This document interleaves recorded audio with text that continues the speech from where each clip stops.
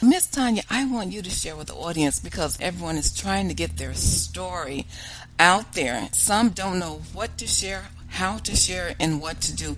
Can you help the audience out? I totally can, because stories actually do change and do save lives.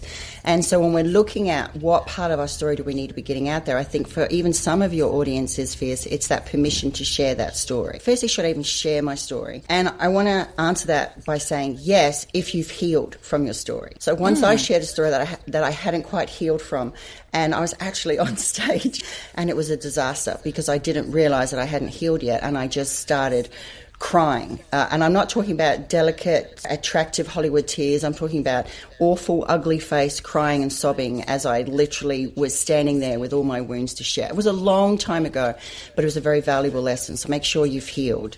Then when it comes to what part of your story, well, firstly, what are you comfortable sharing? Because the stories that you share today might not be the stories that you share in 3 years' time. So, for example, Fierce, you mentioned that I had a stroke. I did. You mentioned I was in a tsunami. Not only did I lose my business, but in an instant, but in 6 months to the day, I had a stroke.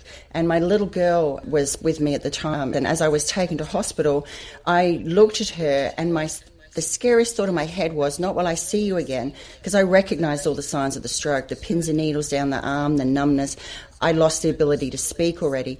But as I looked at her, the worst thought was, if I see you again, will I know who you are? And that to me was scarier than never seeing her again. I couldn't share that story with my audiences for 3 years because every time I even thought about it, I was back there in the moment reliving the fear of not recognizing my own daughter. Once I'd healed from that, clearly I can share that story without any emotion. So firstly, I say, give yourself permission to share, make sure you've healed from it, and then we want to pull the pieces of your story that are relevant to that audience.